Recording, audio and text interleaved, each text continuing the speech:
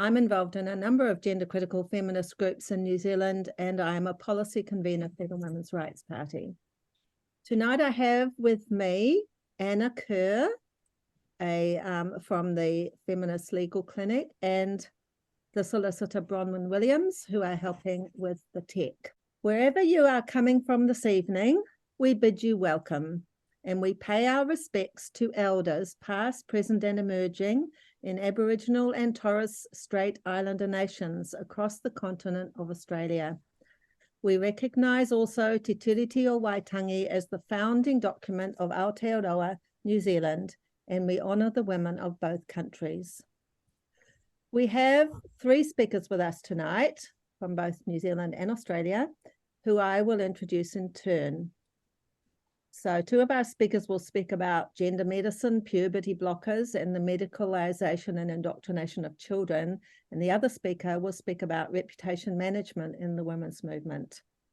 A reminder that the presentation is recorded and question time is not. And now to introduce our excellent panel. Jan Rivers, originally from New Zealand, is a former public servant whose roles focused on libraries and information systems. As a lesbian, she is concerned about gender ideology and its impact on young same-sex attracted people. She is passionate about well-run public services and their possibilities for improving people's lives, and suggests that the current approach to gender medicine is an example of regulatory failure. She has taken an in-depth look at the local New Zealand and international guidelines that have determined policy on gender medicine in New Zealand. And she has a lot to say about this, which we will hear about in this webinar when she shares some of her research with us this evening. And then our second speaker will be Di Landy. Di is from Ponaki, Wellington, New Zealand. She is a co-founder of Mana Wāhine Kōrero. Mana Wāhine Kōrero were consultants for New Zealand First, Winston Peters, a political party that in New Zealand that was standing against the gender borg in the recent New Zealand election. Di has been on Reality Check radio a few times, and she recently spoke there about prisons in New Zealand. Mana Wāhine Kōrero have done submissions on a number of bills. Di is very concerned about children in state care. She is concerned for the rights of the child. Children's rights is why she's in this fight.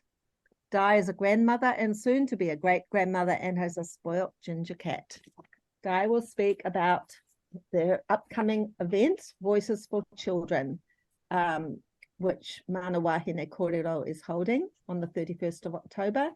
And she will talk about children in care, as well as the harmful effects of medicalisation and indoctrination of children into gender ideology. Our third speaker is Jasmine Sussex. Jasmine lives in Wurundjeri country. Jasmine is active in the women's movement.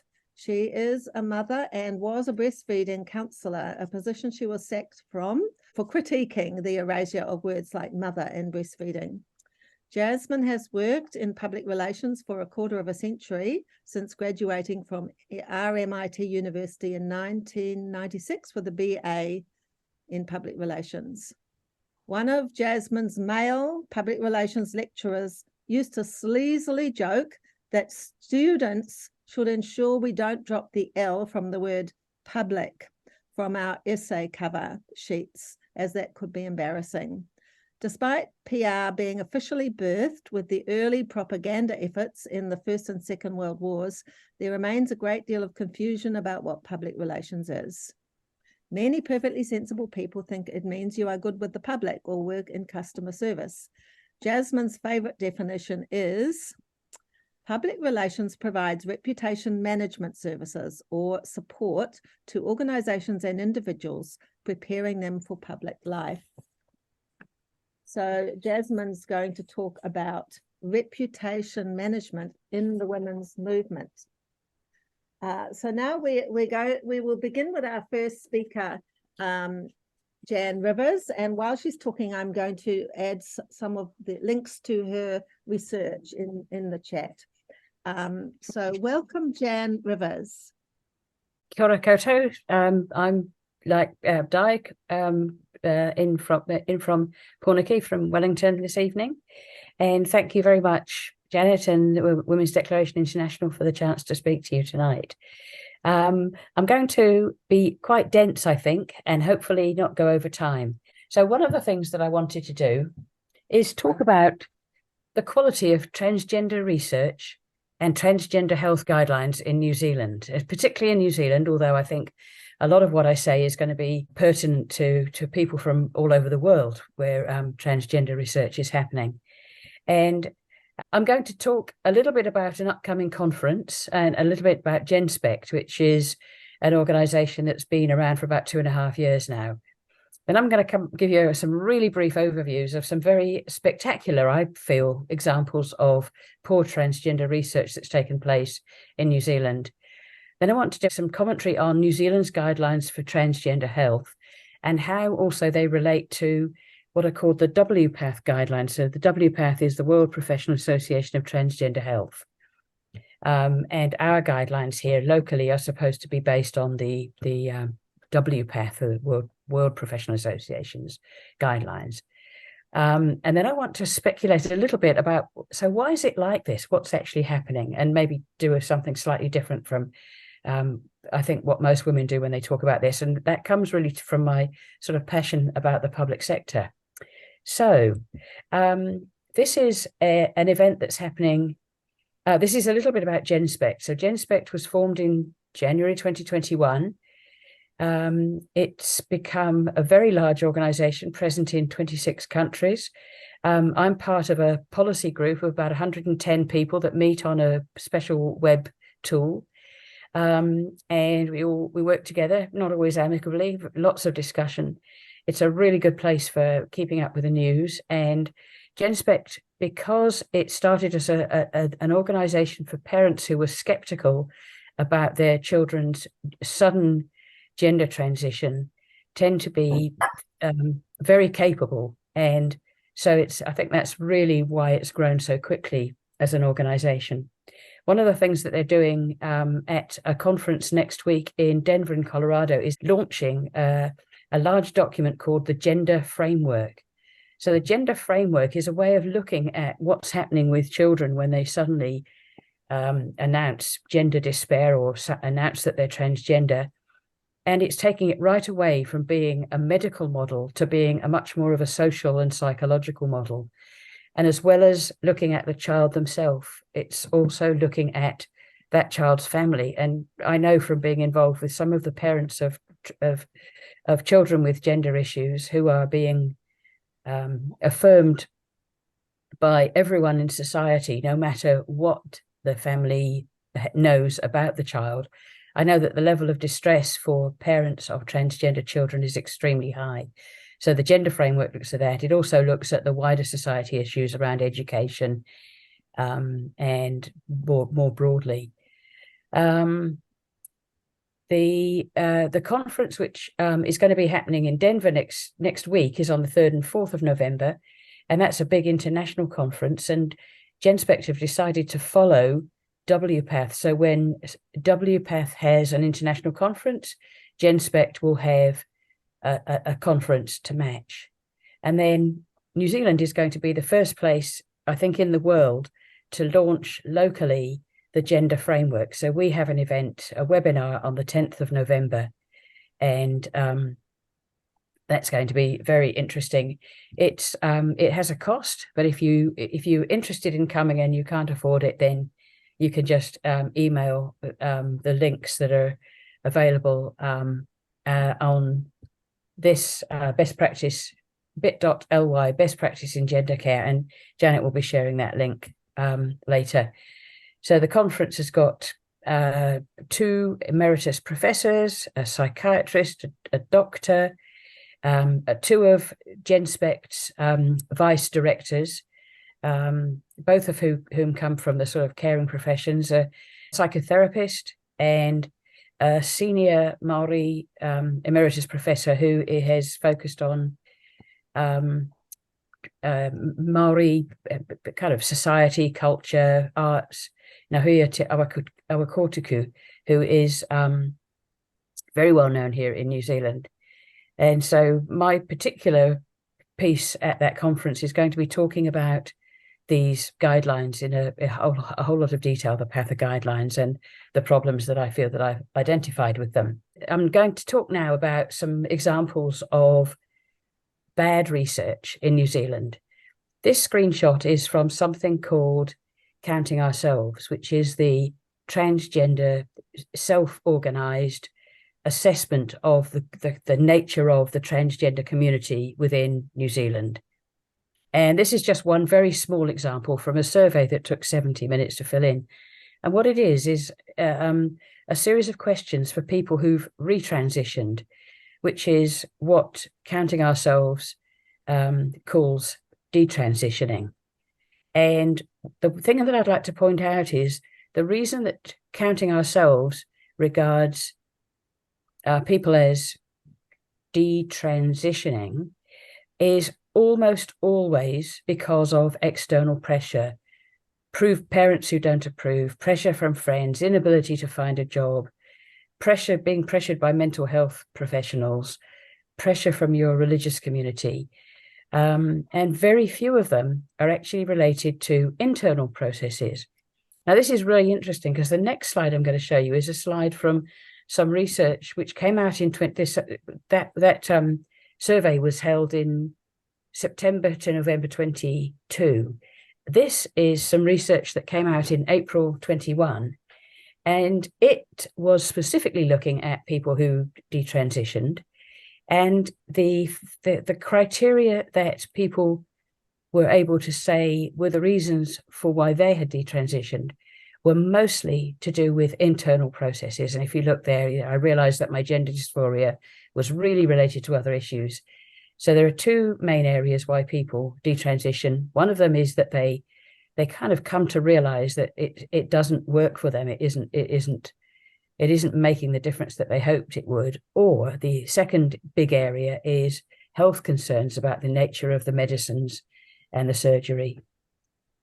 So quite a difference between these two pieces of research. The next one I'd like to mention is a project called the Transgender Pregnancy Project, and that reported at a big reception in Parliament several months ago. And a couple of things to point out about this project was that it was intended to interview between 15 and 20 trans men or women who had been involved in New Zealand's perinatal services. And it was supposed to find these people who had been pregnant over the last 3 years. In the end, they found 11 people, so under the number, and they only found them by extending the time period back for another 3 years. So 11 people who'd been pregnant, 11 women who'd been pregnant within the last 6 years. And to make up the numbers, they interviewed 3 trans women and 6 women who were trying to conceive. And then when the report was written, it was written through the perspective of transgender epistemology. So it was a medical report, but it took on a kind of a viewpoint perspective of transgender people in order to explain basically what is a medical piece of research. What became clear to me, having read this piece of research, it was called It's Total Erasure, and it was full of really extreme language, like saying that the way that trans identified women experienced their experience with the perinatal services or maternity and other services was one of erasure, or it was one of a eugenic type experience.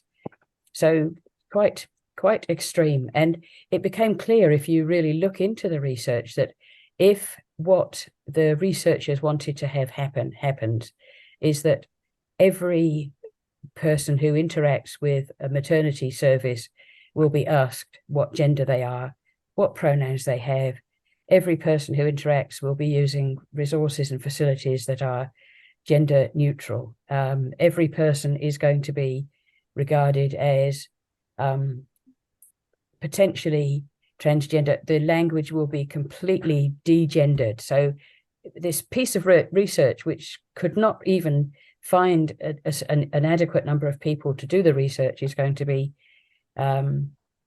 potentially driving our maternity services. A little bit of research that was done about the care needs of people in Oranga Tamariki care. Oranga Tamariki is our Ministry of Children. They did some research to find out the needs of LGBTQIA people in care. They outsourced the work to an external organization, two external organizations, in fact, that were mostly led by transgender people. All of the interviewees, bar one, were either transgender or non-binary, despite the fact that there are between 4 times and 10 times as many children in care as those who are same-sex attracted. The advice was almost entirely, therefore, related to the needs of transgender in children and transgender adolescents. And the results of that are going to be binding on care home workers, so that if care home workers or foster parents don't affirm children in their care, if they demonstrate any kind of gender confusion, they will become unemployable by Oranga Tamariki. Yeah, so now this is the sort of main part of what I wanted to say, but I just wanted to really give you an idea about what goes wrong when transgender people's research about them takes place, that it doesn't really have the kind of rigor that is generally expected in science research. And that was my experience of the PATHA guidelines.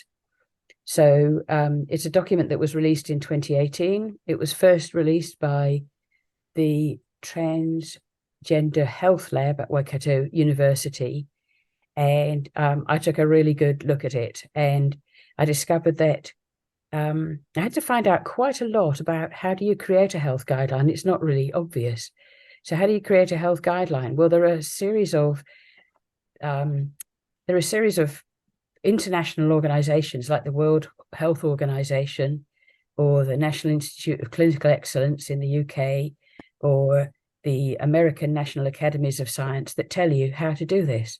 And what I did was I found the common factors across all of those, across 3 health guideline creation standards, and then measured the PATHA guideline against those standards.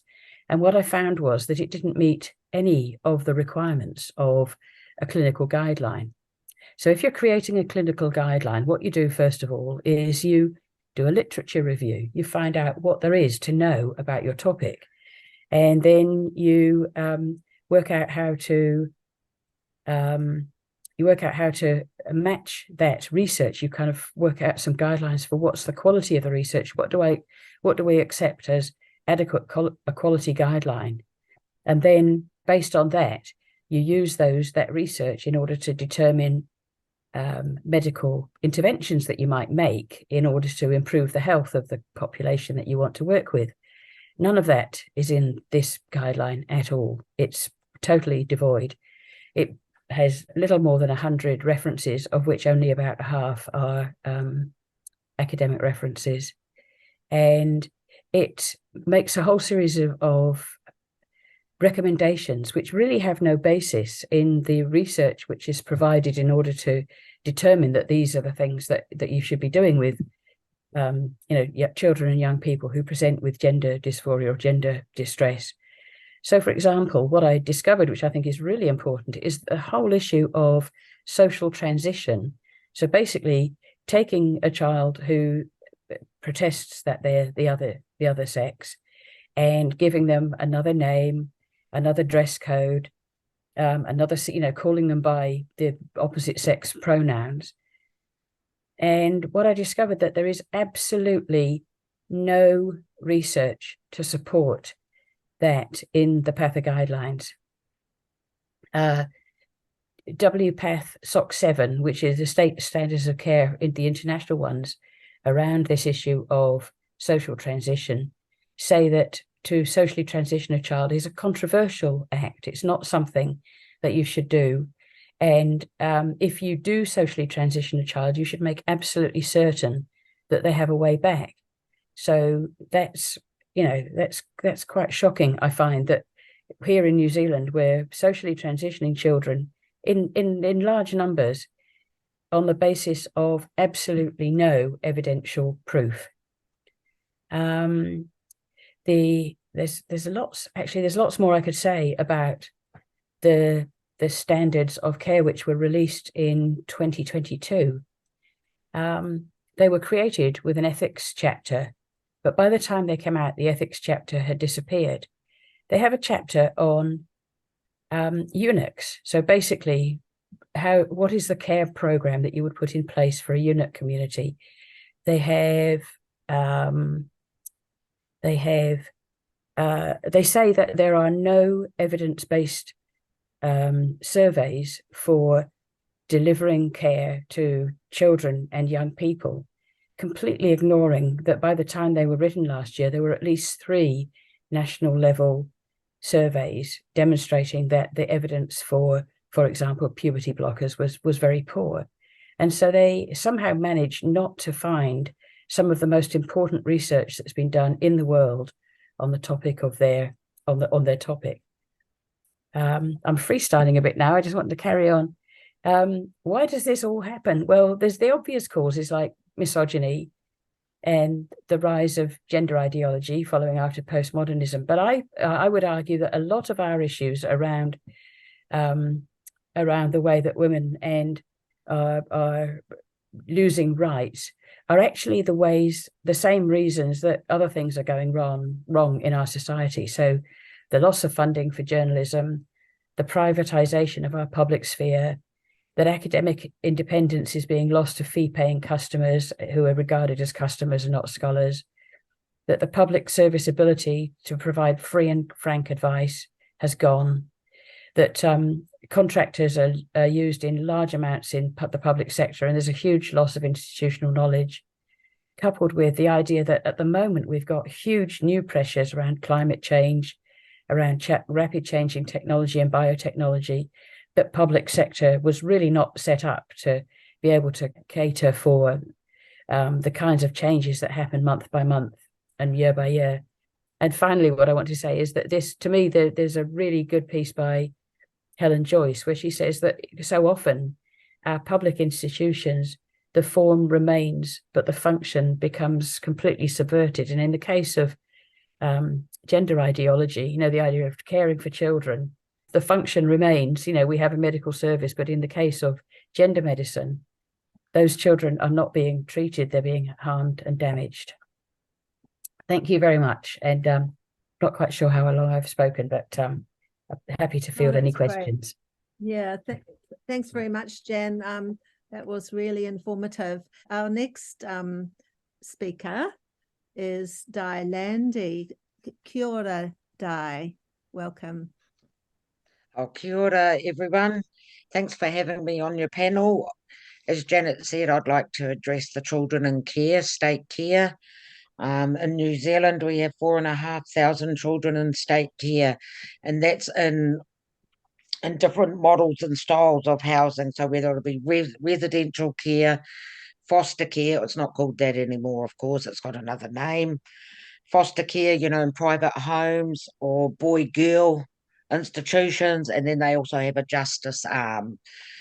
And statistics that will surprise no one, 93% of those in the justice arm are male, which doesn't really bode good for any kind of future, in my opinion.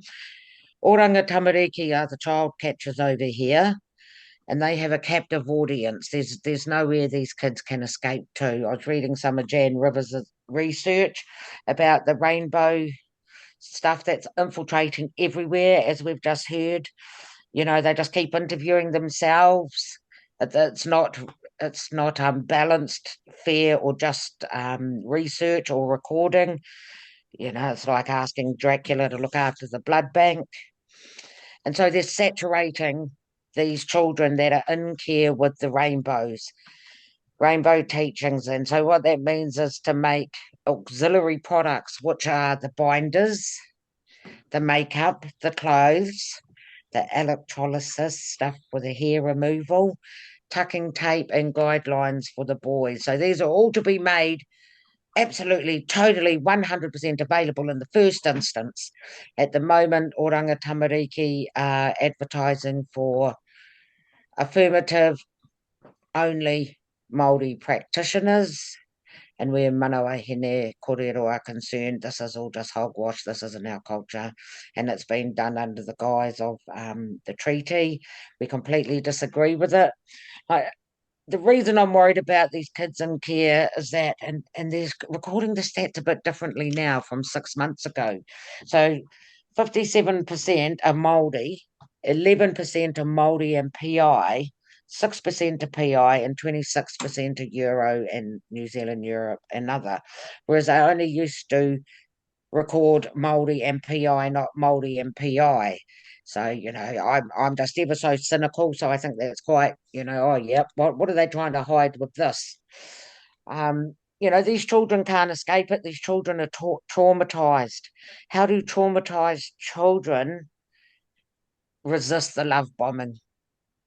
I don't know how they're going to, because it feels good, and Lord knows these kids need to feel good, but it is a real concern. I mean, they have social transitioning houses in Porirua of all places. Of the youth justice facilities, 45% are female and 59% are male. And again, the Māori stats are up, 57% Māori, 11% PI and Māori. The stats repeat themselves. It's our child catchers are an awful mess. I believe they're the feeder to prisons, because 85% of children that have been in care do end up in prison or homeless or both. We've had 22 workers removed this year, 46 complaints, and that was June this year. Only 28 were referred to the police, and only 3 charges have been laid. So something's kind of not adding up to me. These children are, they're really, really, really vulnerable. And we've also got this culture thing happening over here. It's happening in Aussie as well. Yours is called The Voice, ours is called co-governance, and everything's all, the state is changing what being Māori actually is, and the language is changing. They're changing the language. And when the state changes the language, all meaning is lost and the depth of the meaning is gone. And so this is just happening. Like, if you read all these documents, everyone says, under Te Tiriti o Aotearoa, New Zealand, every single one, they're doing it in our name. And Mana Wāhine Kōrero go, no, this isn't us. We never did this to our people. Leave our kids alone. Stop breaking families up. And, they're removing kids unnecessarily and leaving kids unnecessarily in dangerous environments. There seems to be no, I don't know where the adults are actually that are running this department, because it is a bit of a mess. They've spent $104.2 million. I have little faith in the department, particularly now that the Rainbow's infiltrated. And as we've heard, it's the usual method. Only a handful of people know what's happening. By the time it hits the ground, it's well and truly in there. It's well and truly in. So I don't know what can be done about it. When we have WPATH and PATHA, like from 1979 to 2000, WPATH said no to puberty blockers on youth. Right up until 2000, it was no, they're unproven. We don't know what's going to happen. And so I don't know what happened in 2000 to change it. I think it must have a ching to money to it for that big change, because it's just gone full assault. And these children are captive. They do not have an option. They don't have a choice to not be exposed to this. And then the children that do not trans or become non-binary or any other magical unicorn being, they're being brainwashed into these crazy untruths. How do children unlearn the stuff that they're being taught, that boys get pregnant and girls have a penis, and that you're neither born a boy or a girl? How do they unlearn this? Where did it get that children just can't play because they're children without being labelled that they're the opposite sex? It's total madness. So Mana Wāhine Kōrero and Turfs Across the Water, we're doing a Voices for Children rally at Parliament on All Hallows Eve or Halloween. It kicks off at 11:30. We have a variety of people speaking. We've got from feminist groups, women's groups, gender critical groups, groups of faith. I just can't quite read my handwriting, sorry. And parent groups are speaking, and we're also going to have men speaking in the last half hour. Women will always speak first because we have lost everything. I don't think people quite understand when we say everything, we actually mean everything. You know, from our naming rights to all our spaces. But so I think we, you know, all these children that have parents and support in the community, they have that support. The kids in care don't have anyone, you know, and a lot of the time they're going to come out to not even their whānau or family. And so there's no one really speaking up for them as such. And then the state's pushing it through. So, and then there's also part of me that thinks because of the birth certificates and the marker's been changed, how many of these children are going to go missing to sex trafficking because of the system? You know, that's been on my mind a bit with these. What do you mean? What do you mean a girl? There's only boys here.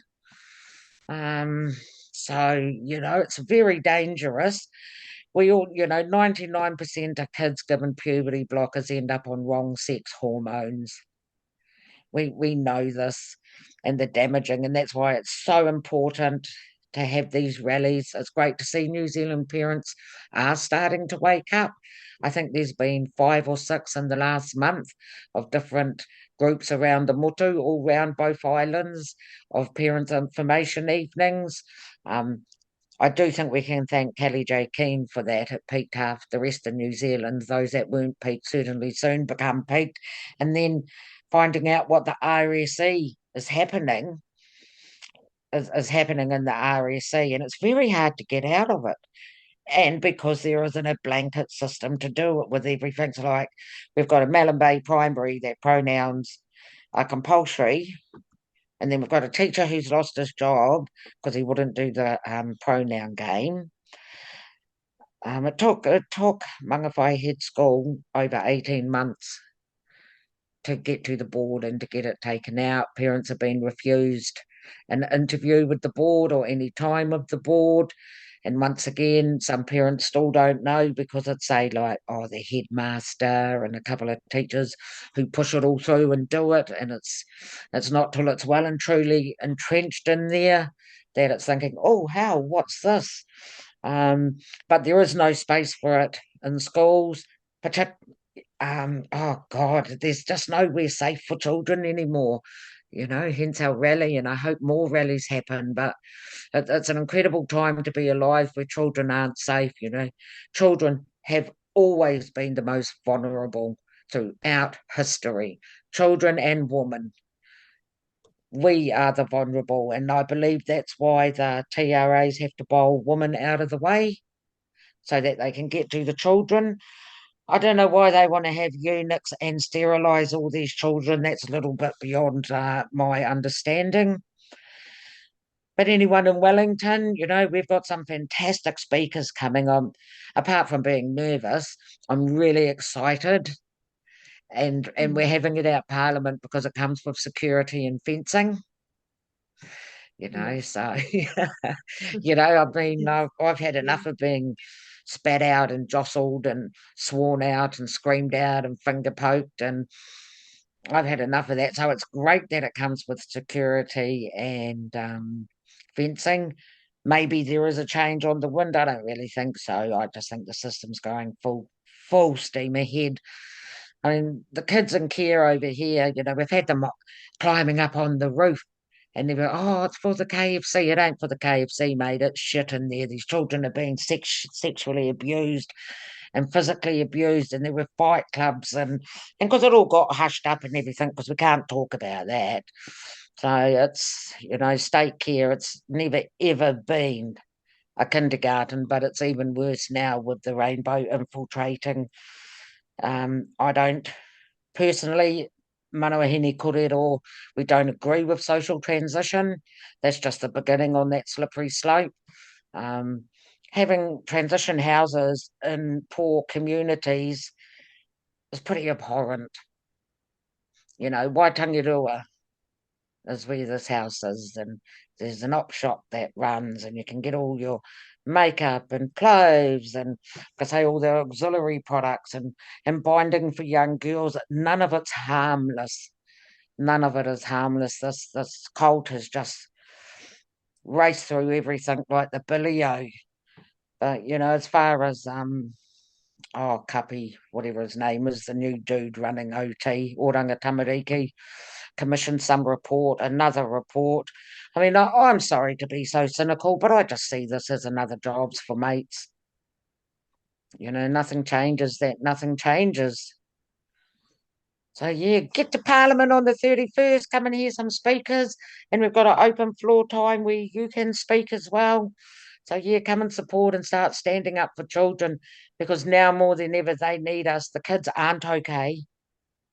They are being severely brainwashed. They are being indoctrinated and they are being harmed, and they're not all right and they need us. So, Modi order. Kia ora, Di, thank you very much. And that's certainly, some really concerning things that you've been telling us about. And I wish you well for your rally at Parliament. I'm sure it'll go really well. So our next speaker is Jasmine Sussex. So hi there, Jasmine, welcome. Hi. Well, I feel like the vacuous, kind of light and fluffy end speaker after those really important topics before me, so bear with me. I thought I'd try and remind myself what I learned about public relations back in the day. So I went back and looked at my textbook, and I do remember being told that there would be a lot of champagne involved. So I don't think that really was the case, but I did drink quite a lot of champagne at the third year PR ball here, as you can see. I wasn't going to put that photo on, but my 15-year-old saw me going through my photos and he was outraged that I was photographed with someone who wasn't his father. So he said I couldn't share that. So I had to share that. And also this woman in the middle here, she's my eldest's fairy godmother, and she sometimes helped me with applying when I was a bit not very rational about all the breastfeeding association craziness. She'd be like, okay, well, this is what you should do in terms of, I guess, management of my reputation as opposed to the Australian Breastfeeding Association's reputation. So I thought I should put her there as well, Miss Jo. So what is public relations? Well, Timpson and Sherman tell us that it's the deliberate and planned and sustained effort to establish and maintain mutual understanding between an organisation and its publics. So how are we going on Team Turf?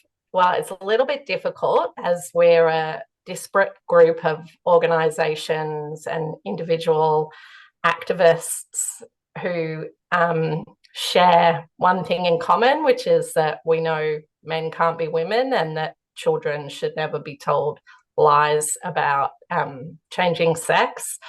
But we don't have really an organisation that's bringing us together or making decisions or being sustained in our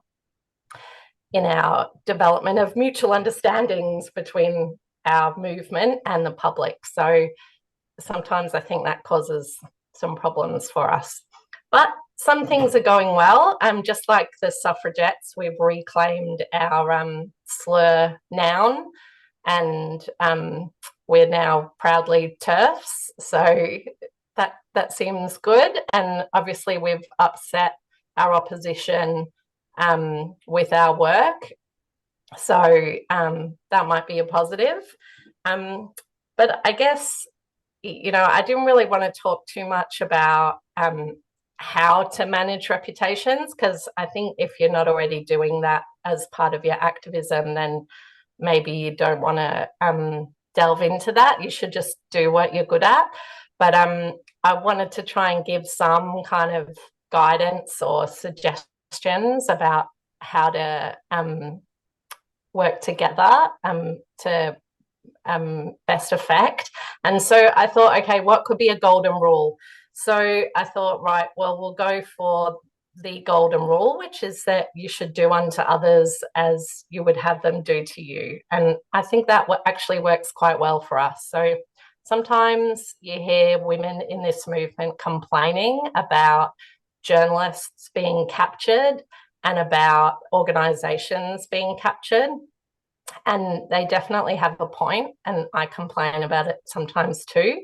But I think we should also think about why we don't always speak up in our own lives, whether it's at work or in our families or in our community organisations, wherever it is, about this issue, and realise that that probably applies to journalists as well. So if you've not got yourself sacked in your own life from talking up about this issue, then maybe you shouldn't be criticising journalists who strangely don't want to lose their jobs either. And I'm not saying anything about myself there, because I didn't work for the Australian Breastfeeding Association, and if I did and I wasn't a volunteer, I probably wouldn't have spoken up because I would have lost my job. So but yeah, I just think we should really keep that in mind, that it is a bit of a poison chalice for journalists, especially women journalists, to write about this topic. So we need to try and make it easy for them in giving them good stories that don't get them sacked. So when we're making news, we go back to our what is news, what are our news values. And fortunately, in this movement, we have all the values. So I don't know if you can see this, but we've definitely got the unexpected. So, men can have penises and be lesbians on the other side of this argument. We've got human interest stories. It's very timely and current. It's close to home. These are our children who are being harmed by this movement. So we've definitely got the makings of some really strong stories that we can tell to help to get our arguments across, which is very good. So I've just got a few examples just from this year, just to remind ourselves that really we are getting our message out and we are being heard. I did have Jay in there, and obviously she wasn't from this year, but I love that photo, so I thought I'd include it. So, we've got detransitioners speaking up, we've got parents speaking up, we've got medical professionals speaking up, we've got women who've been disadvantaged by this movement speaking up, and journalists are telling these stories. So I think we just need to do more, and we'll continue to get our message out. So that was the good side. A little bit about what isn't going so well.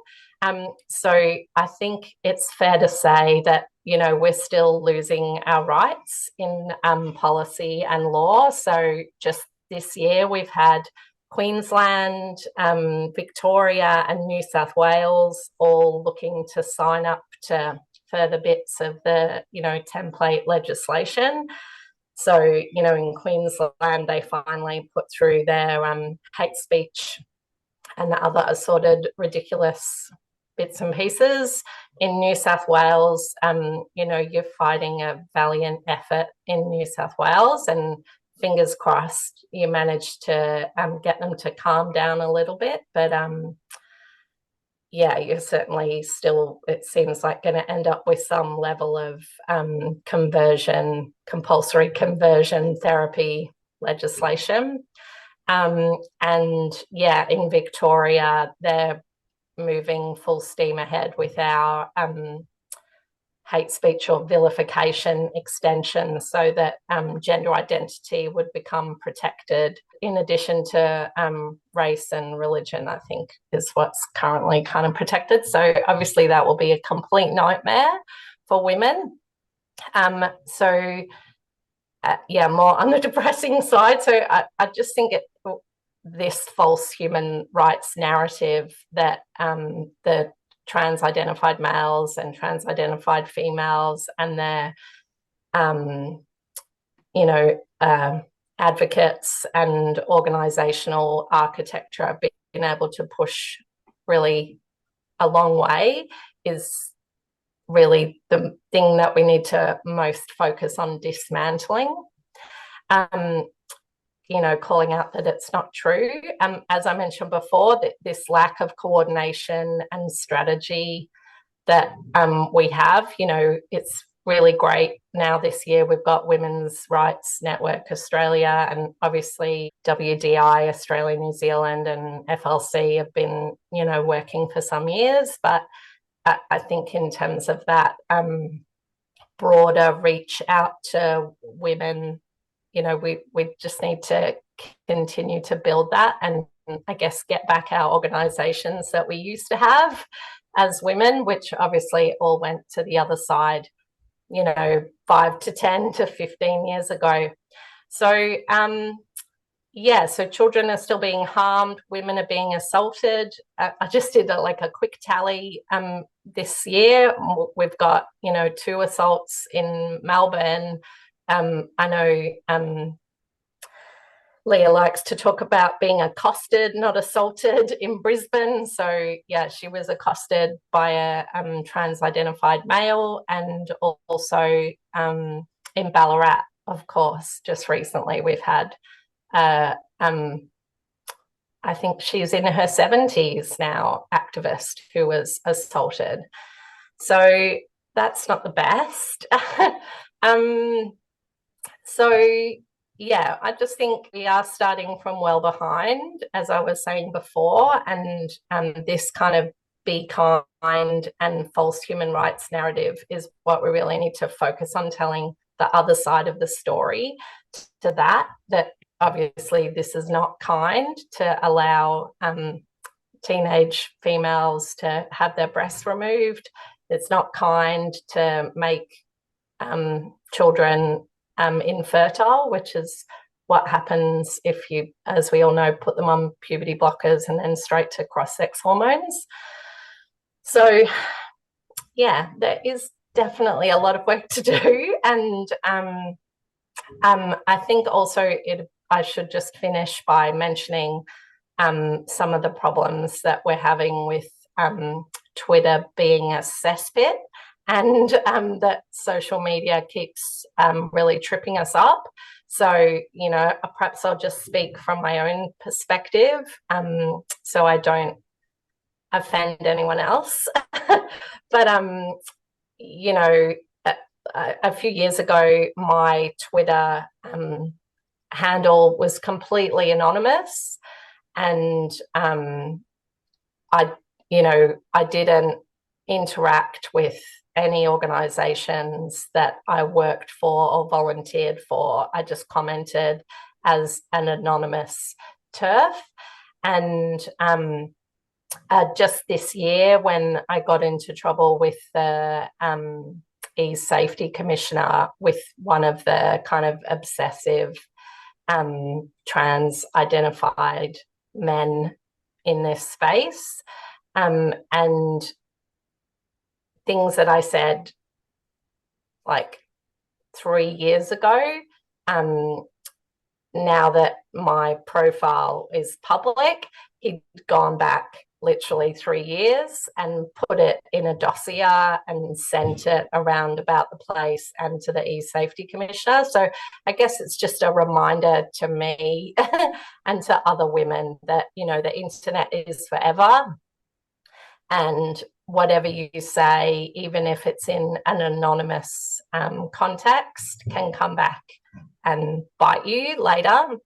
You know, like, especially if you're thinking of having a, you know, like a public profile in this movement, or if you're thinking of running for office, as a number of women have experienced, what can happen there as well.